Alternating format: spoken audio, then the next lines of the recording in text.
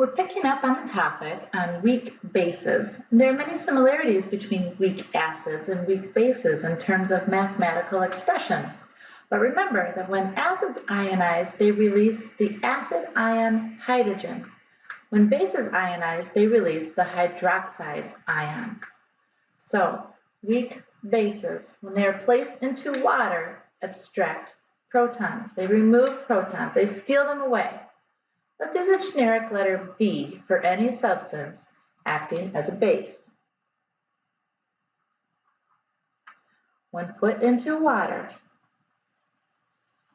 so here we have our base and here we have our acid, water acting as acid, and it forms an equilibrium.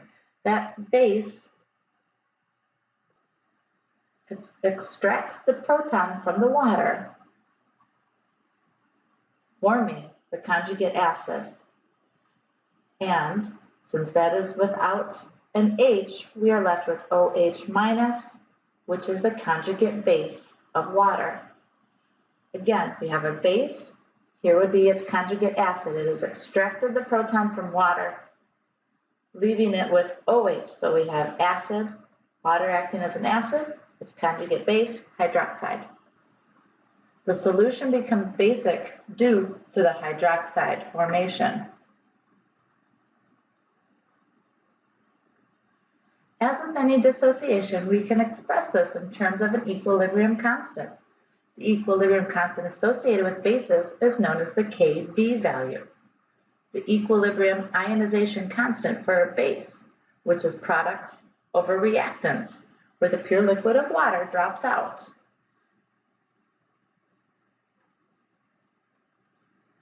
So this would be our products, our dissociated values, our Hb plus times our OH minus all over the concentration of our base. Again, products over reactants without the water, the dissociated versus the non-dissociated, the ions over the molecule. When a base ionizes, hydroxide ions come out. When acids ionize, hydrogen ions come out. Kb is always referring to an equilibrium when a base reacts with water to form conjugate acid and OH minus, the conjugate base. There are some instances where we have compounds that, through the Bronsted-Lowry definition, are indeed basic, but they don't necessarily end with an OH negative. So even though NH3 ammonia does not end in OH, it's still, if we think about the Lewis structure of it, nitrogen has 3 hydrogens attached to it and lone pair electrons, making this end very electronegative, slightly negative. And then when we add it into water,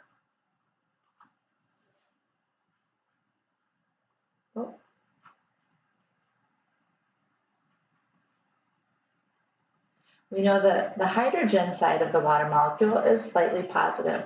So this bond with water, this hydrogen will actually cleave off and will attach itself to ammonia, making an equilibrium, NH4, ammonium, and leaving our water with one less hydrogen with hydroxide. So it's the lone pair on that nitrogen that accepts the proton. And there are many, many weak bases that contain nitrogen. This is called an amine group in organic chemistry. In organic chemistry, we have some sort of a hydrocarbon chain with an NH2 group on the end. You can hear that base amine and ammonia and ammonium. It's got that nitrogen and hydrogen part to it. We know that the strengths of bases vary, just like the strengths of acids vary. And we know that from our helpful tool page that lists the strong bases down to the weak bases. Of course, there are bases that 100% dissociate and are considered strong. These strong bases will completely ionize in water.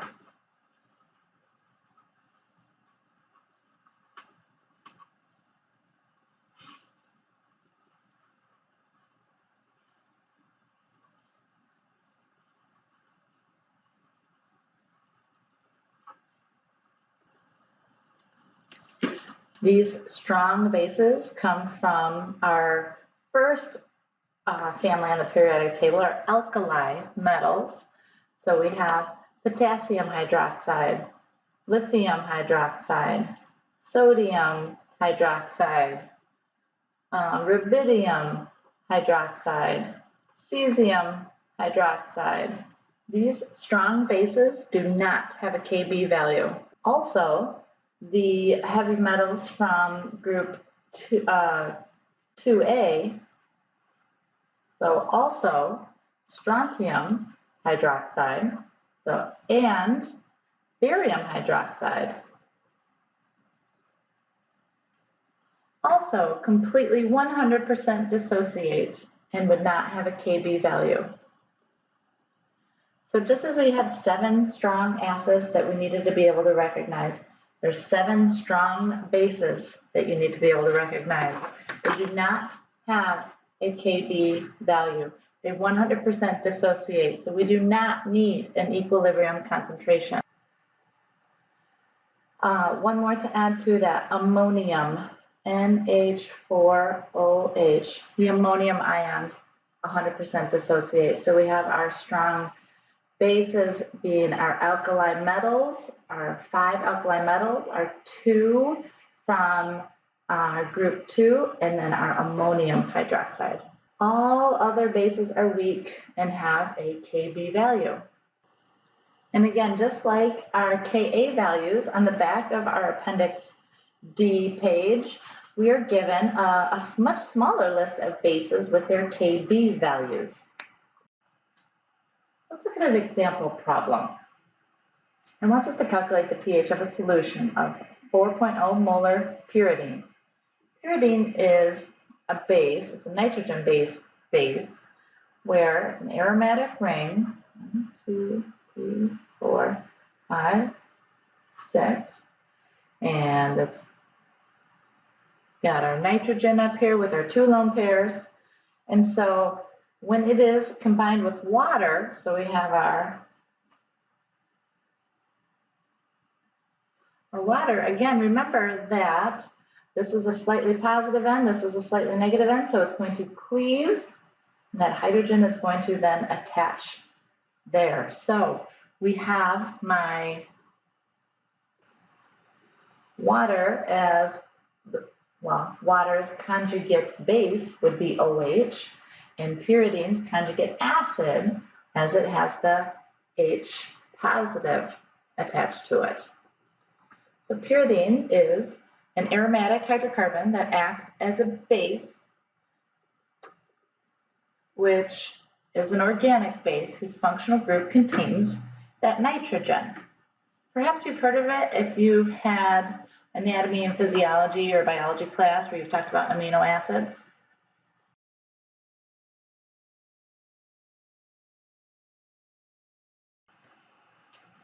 All right, so let's back it up here and get to our problem. We don't need to write this whole equation out. We could just write our simple base in water. And we know that our conjugate acid that we're going to get is our BH plus and our hydroxide, our conjugate base. So we know that we have 4 molar pyridine, so we're going to say that this is our 4.0 molar. We know that we leave water out of our equilibrium expression, our Ka, Kb, whatever, we leave it out. And we know that, and this is at equilibrium, so we have X and X. We know our Kb is 1.7 times 10 to the negative 7, so let's write our expression here.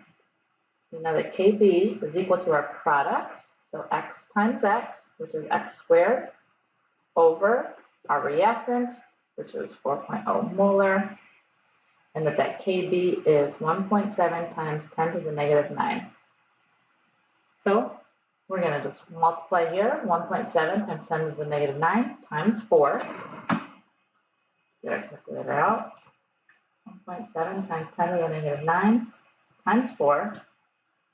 Then, to get x, we need to square root. So, square root our answer. To get 8.25 times 10 to the negative 5th. So our x, our OH, our hydroxide ion, x, OH minus, is equal to 8.25 times 10 to the negative 5th. Now with this, we can take the negative log. The negative log of our hydroxide, just like we would find pH, we took the negative log of H. So now let's do negative log of OH. So the negative log of 8.25 times 10 to the negative 5th. Let's see what we get here. The negative log of my answer here, we get 4.08. Now remember, 4.08 would be my pOH. All right, to find the pH, we need to remember that pH plus pOH equals 14. Remember, our pH scale is on a scale of 14. So pH is 4.08, I'm sorry, pOH 4.08. We need to find pH. We just need to subtract 4.08 from 14. So let's do that. 14 minus this answer. We should get a pH of 9.92. So pH 9.92.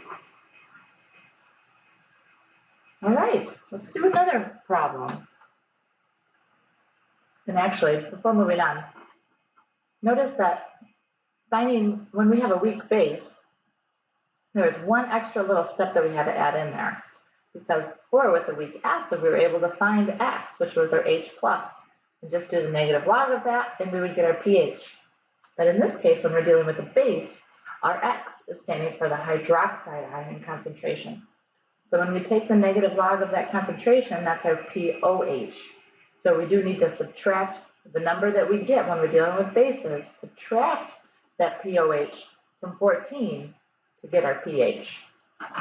So one little extra bit.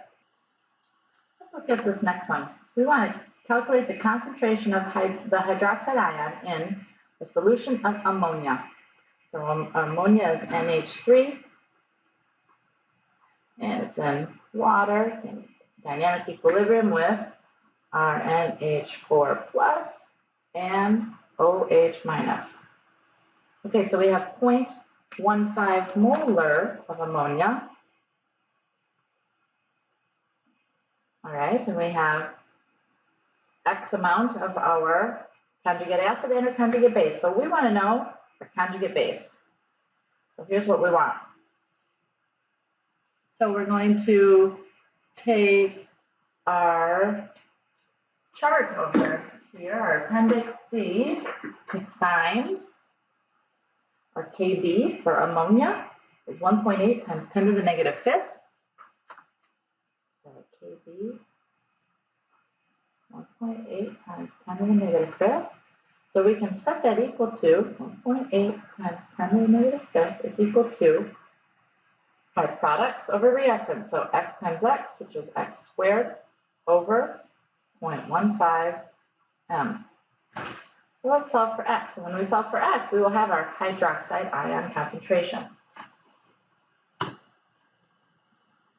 So 0.15 times 1.8 times 10 to the negative 5th. And then that would equal x squared. So let's square root our x. And I got 0.0016. So x, which is our hydroxide ion concentration is equal to 0.0016 molar. And that's all that this one wanted, was just the concentration of it. Let's do another example here, where we're going to use pH to determine the concentration of a salt. So when we have a solution made by adding solid sodium hypochlorite to enough water to make 2 liters of solution, that has a pH of 10.5. So notice down here that they didn't include the sodium because that sodium is just going to be a spectator ion. So what we care about is, we get rid of that because sodium is +1 and ClO is -1. We care about that ClO -1 in water. It's then going to grab a proton from water. So we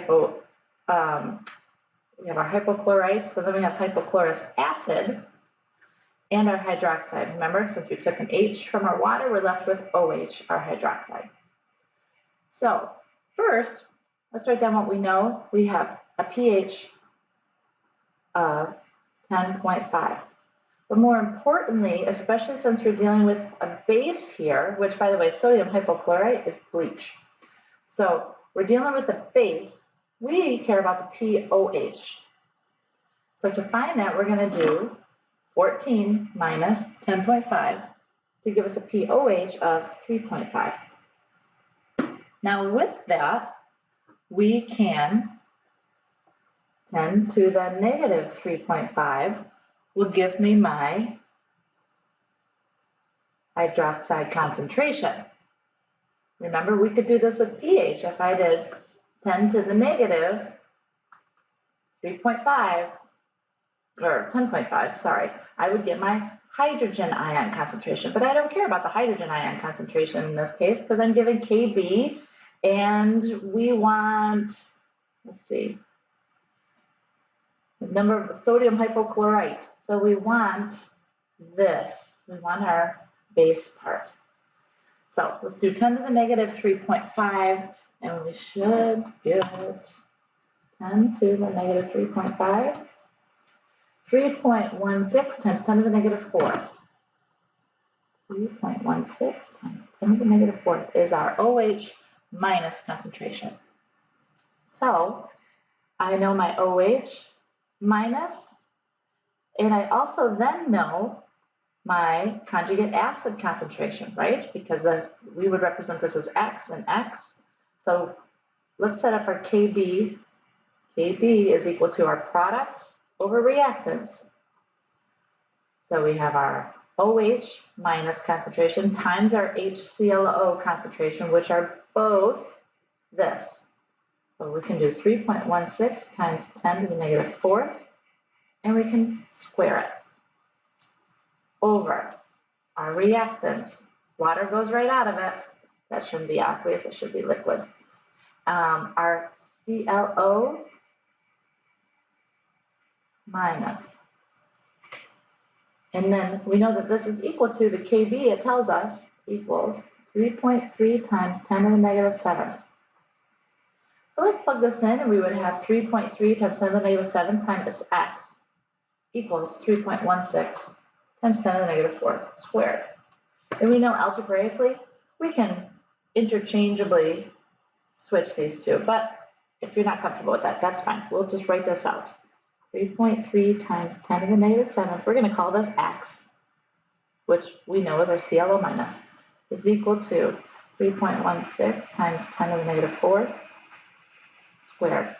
So let's divide both sides by 3.3 times 10 to the negative 7. Okay, so let's find what X is here. 3.16 times 10 to the negative 4 squared. And then we're going to divide that by 3.3 times 10 to the negative 7. And we get 0.303.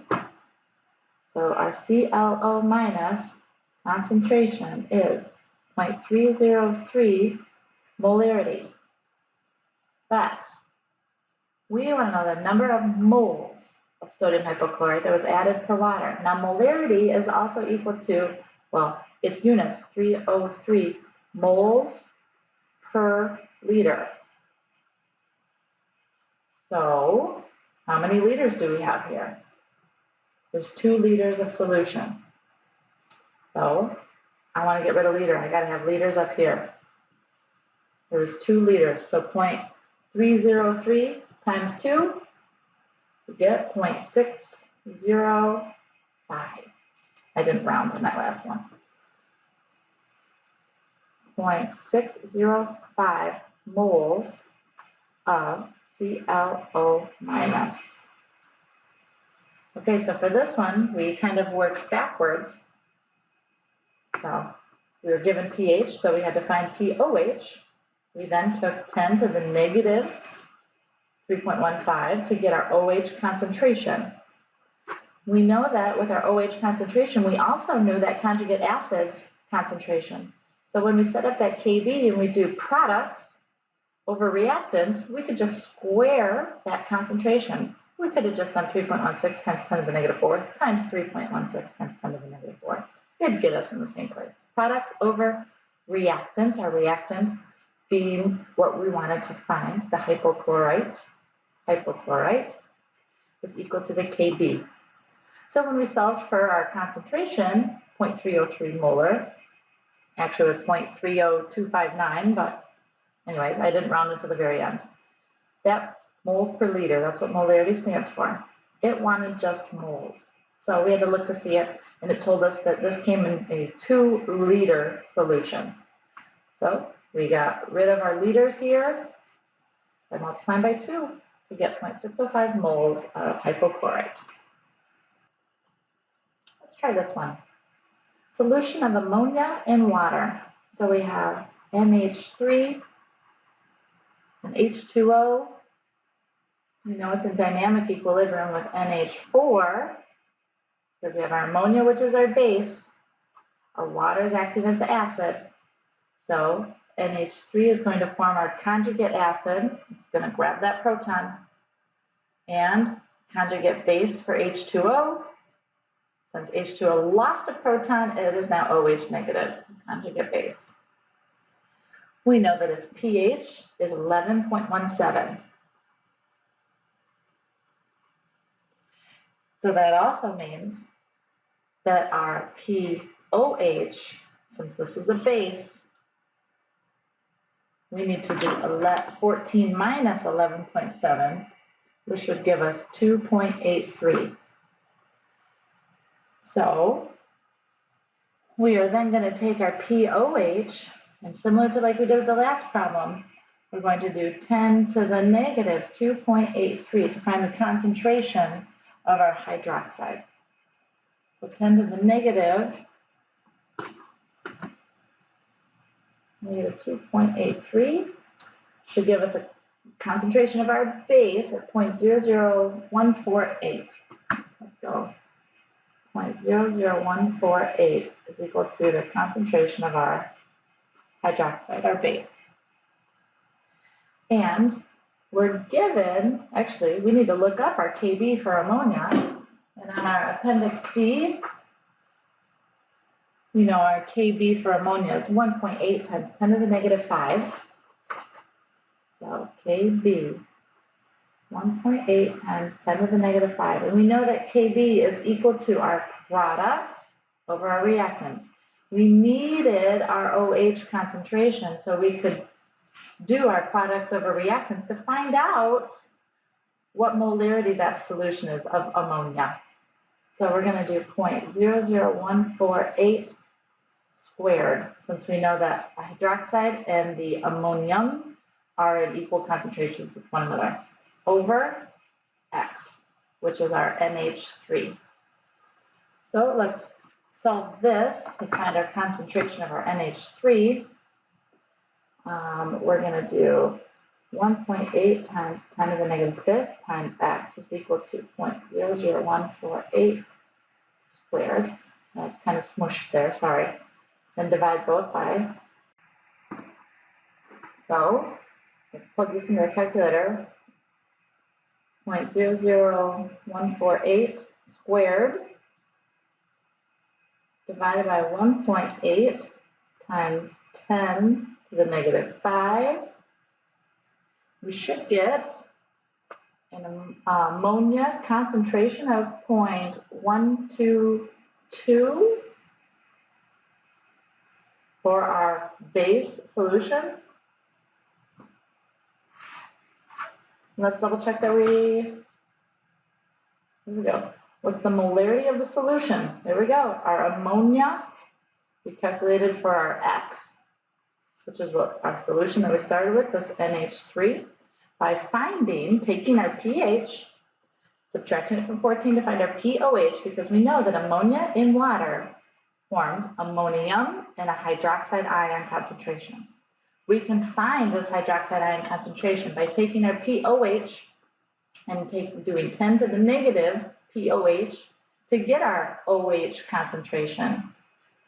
And because it's a 1-to-1 ratio, if we know OH, we know the NH4. So we can do our products, so just squared, over our reactant. We don't know what that NH3 is. That's what we're trying to find out. But we do know the Kb from looking at the Appendix D for ammonia. So because we only have one missing variable, and we can solve for X. So 1.8 times 10 to the negative fifth times X is equal to 0.00148 squared. And when we solve for X, divide both sides by 1.8 times 10 to the negative 5. We solve for X, which is our ammonia, and we find the molarity is 0.122.